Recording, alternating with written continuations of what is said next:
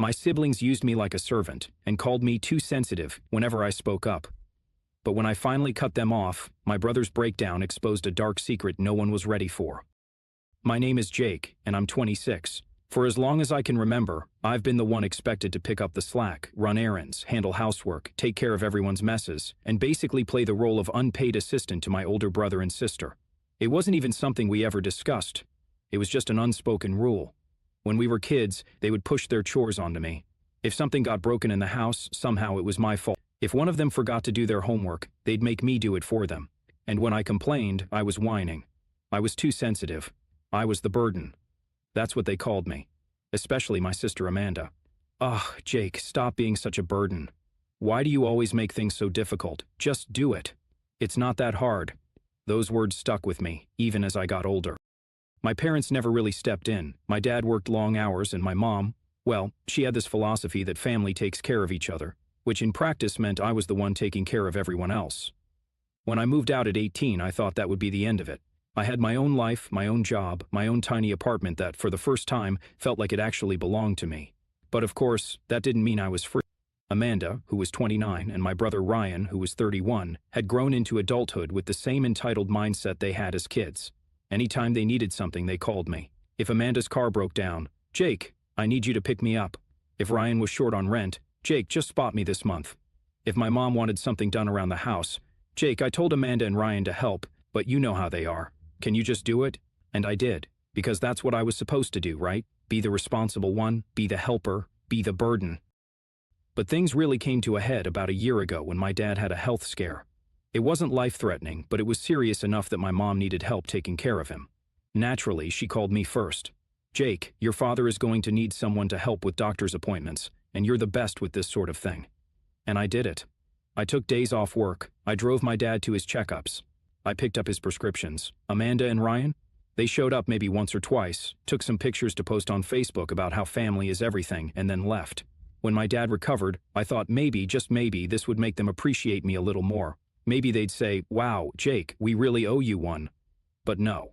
A few months after my dad was back on his feet, Amanda called, not to thank me, not to see how I was doing. She needed a favor. Hey, so, I just started this new job, and I can't take time off yet, but Mom needs some stuff done at the house. Can you handle it?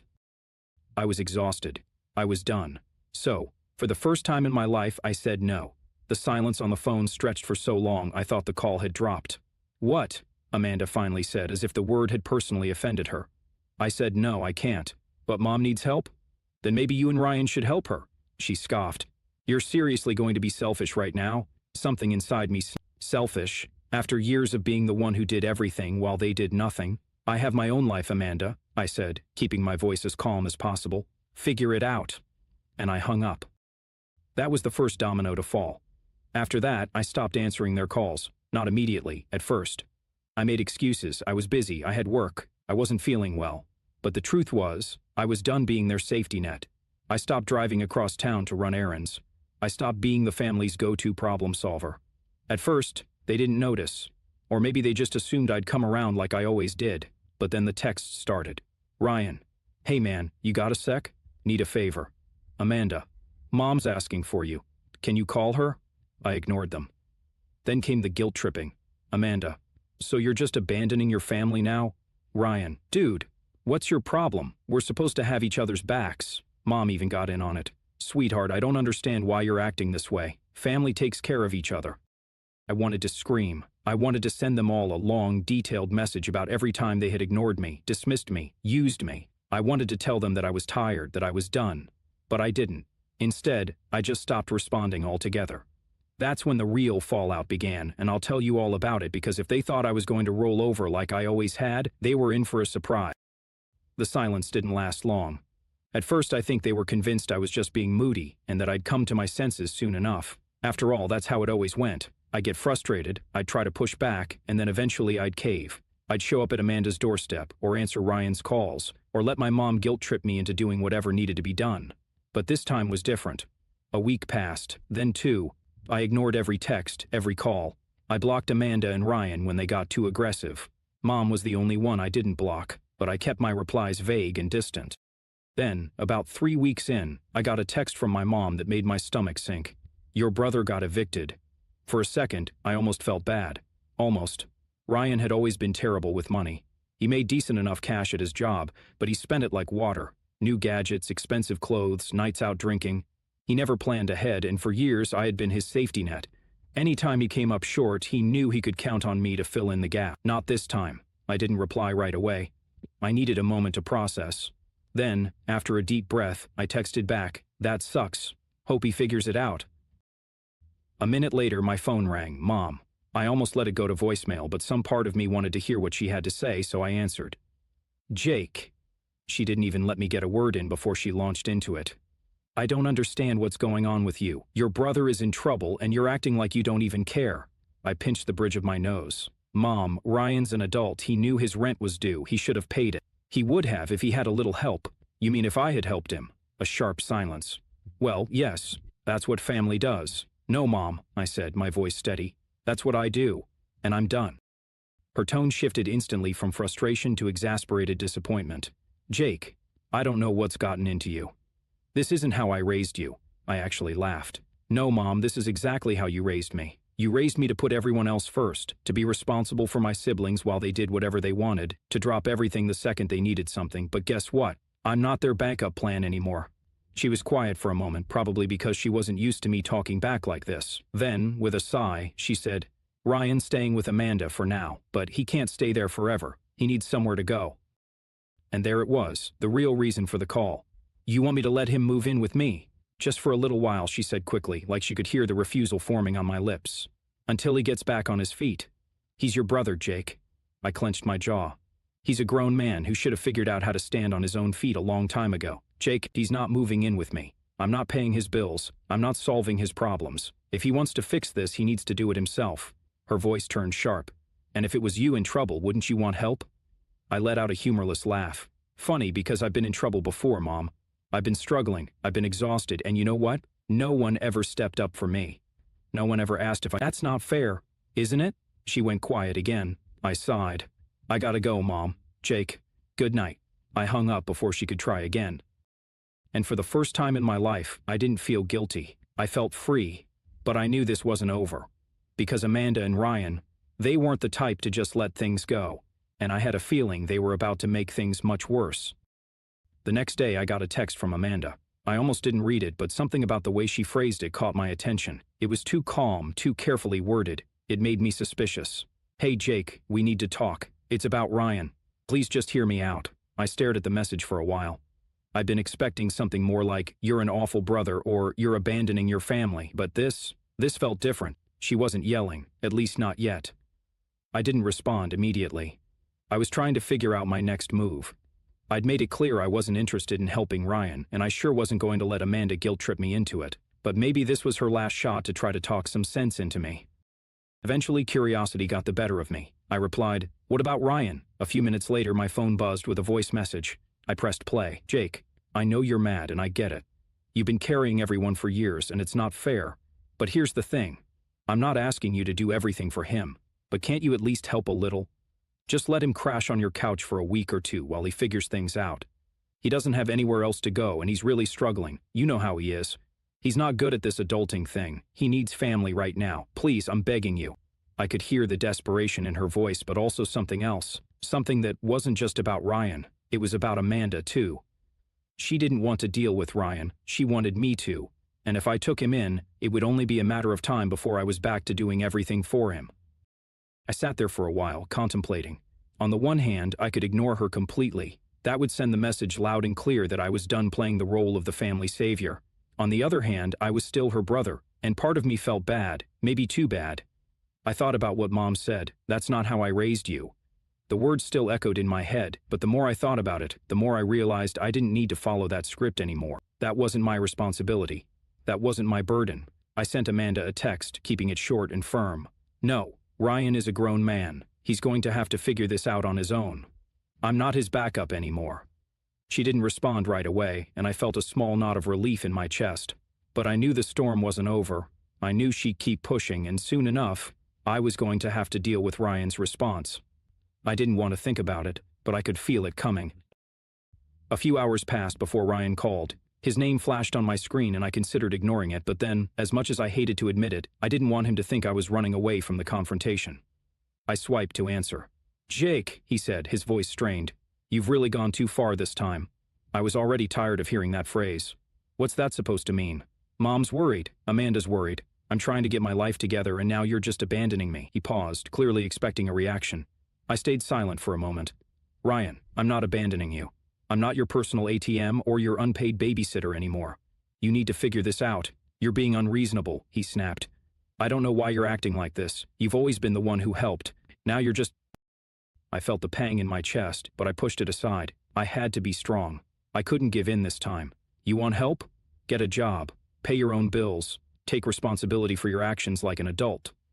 Come on, Jake, he said, his tone softer now. You're really going to let me fall on my face like this? After everything?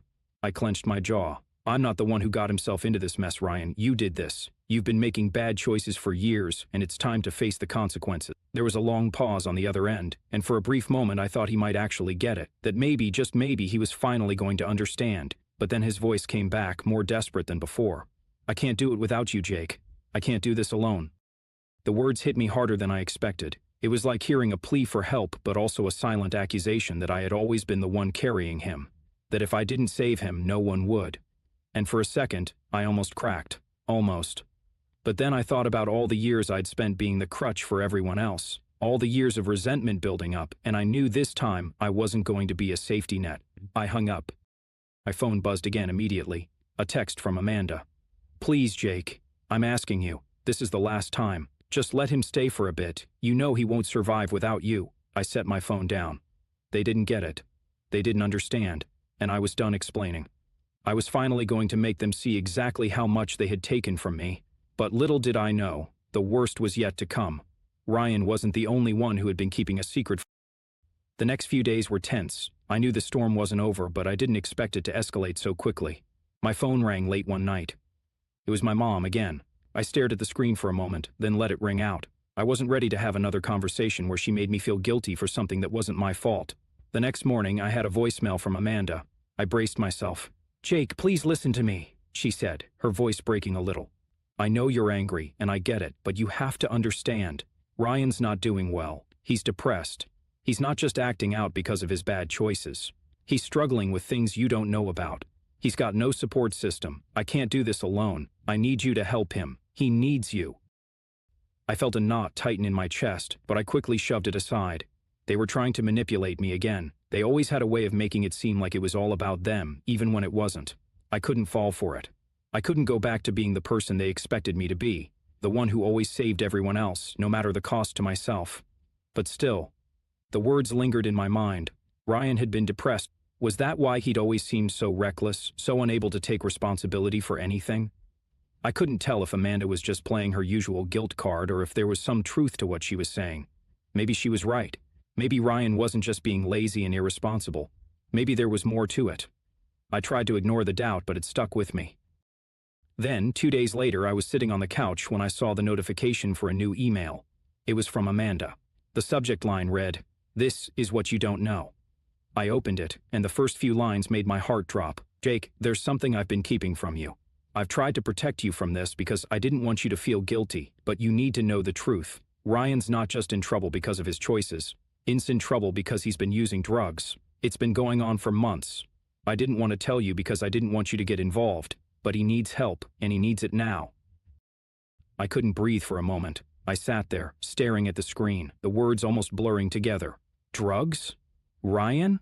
I'd never even thought about it. I mean, yeah, he was irresponsible, but I just chalked it up to laziness, to selfishness. Not this. I read on. I know this is a lot to take in, but please, Jake, don't turn your back on him.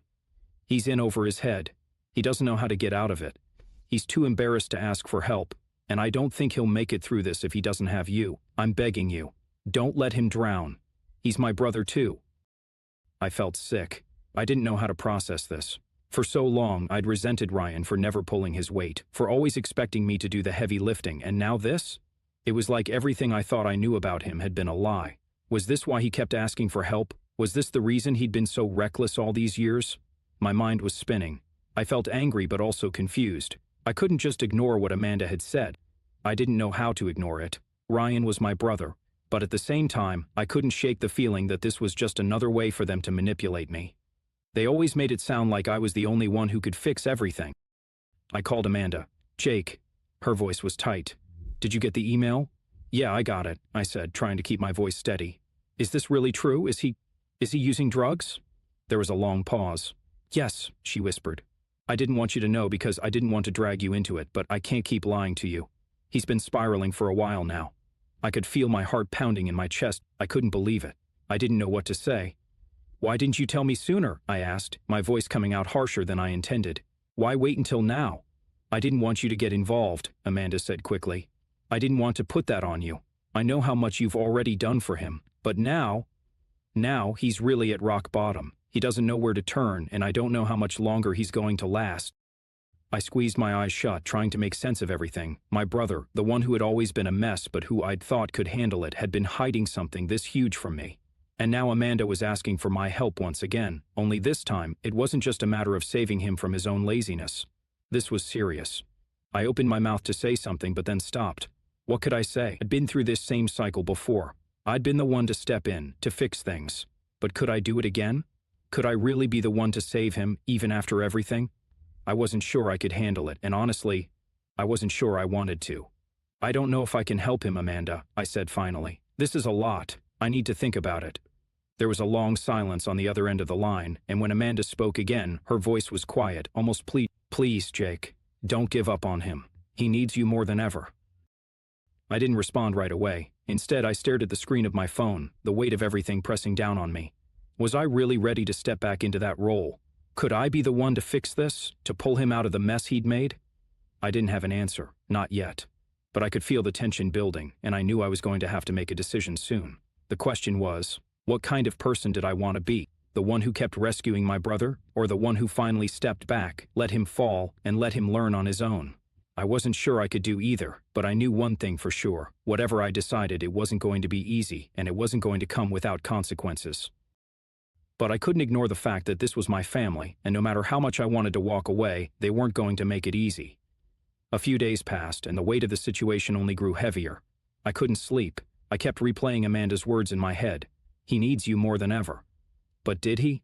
Did Ryan really need me, or was this just another manipulation, another ploy to make me feel guilty for not doing enough? The truth was, I didn't know. I spent hours thinking about the past, the years of taking care of everyone else, putting my needs last, never being allowed to say no without being called selfish. All the times I'd been there for Ryan, only for him to fall back into his bad habits, asking for more help, more money, more of my time. And then I thought about the things I wanted for myself, the life I had started to build, away from the chaos of my family, a life where I didn't feel like I was constantly sacrificing everything for people who never seemed to change. I was torn. But as much as I wanted to just walk away and focus on my own future, I couldn't shake the thought of Ryan, my brother, sitting alone, struggling. I could hear his voice in my head, telling me, "You're all I have, Jake. Don't let me down." I hated how that sounded because it felt like a trap, but there was a part of me, a deep part, that still wanted to be there for him, that didn't want to see him fall apart. Finally, I made a decision. I wasn't going to let him manipulate me into feeling guilty anymore. I had already been down that road too many times. But I also couldn't just turn my back on him entirely, not with everything I now knew. I had to find a way to help him without sacrificing myself in the process. The next morning, I called Amanda. She picked up on the first ring. "Jake, are you okay?" she asked softly. "You thought about what I said?" "I've been thinking a lot," I said. "I'm not going to let him drown, Amanda, but I'm not going to be his crutch anymore either. I can't keep bailing him out. He has to want to change. He has to do the work too." There was a pause, and I could hear the relief in Amanda's voice when she spoke again. "So what are you saying?" "I'm saying I'll help," I said, "but on my terms. I'll help him get into rehab. I'll help him find a therapist. I'll give him the support he needs to get better. But I'm not going to keep covering for him. I'm not going to give him money or keep taking care of his problems. He has to start standing on his own 2 feet." Amanda was quiet for a long time, and I started to wonder if she was going to argue with me again. But then she spoke, her voice softer. "I think that's fair. He needs to realize he's responsible for his own actions. Thank you, Jake. Really." I felt a strange sense of relief, too. I wasn't giving up on Ryan, but I was setting boundaries. I was finally taking control of the situation instead of letting it control me. Later that day, I called Ryan. His voice was hoarse when he answered. "Jake," he said quietly, like he wasn't sure if he should be talking to me. "I know you're mad at me." I cut him off before he could say more. "I'm not mad, Ryan. I'm tired. I'm tired of being the one to fix everything for you. I've done everything I can, but you have to take responsibility for yourself now." There was silence on the other end of the line, and for a moment I thought he might hang up, but then, finally, he spoke again. "I get it. I really do. I messed up, Jake. I've been trying to hide it, but I can't anymore. I don't know how to fix this. I don't know if I even can." I took a deep breath. "You don't have to do it alone, but you can't expect me to just keep fixing everything for you. I'll help you get into a rehab program. I'll get you connected with someone who can help. But you have to do the work. You have to want it." I will," Ryan said, and there was something in his voice that made me believe him, just for a moment. Maybe it was the exhaustion, or maybe it was the sincerity in his tone, but for the first time in a long time, I thought maybe, just maybe, he was ready to try. Over the next few weeks, I helped him find a rehab center. I made the calls, got him the support he needed, and even drove him there on the day he checked in. But I didn't go inside. I left him there with his baggage, and I drove away, leaving behind the brother I'd spent my life trying to fix. It wasn't easy. I still got calls from Amanda asking if he was okay, and there were days when I felt like I should have done more. But I knew I had done the right thing. Ryan had to take responsibility for his own recovery, just like I had to take responsibility for my own life. And as the weeks turned into months, I saw a change in him. It wasn't instant and it wasn't perfect, but he was trying, and that, for the first time, felt like enough. I wasn't the savior anymore, and that was okay. Sometimes, the best way to help someone is to let them figure things out for themselves. It's hard, but it's the only way they'll ever learn, and for once, I was okay with that.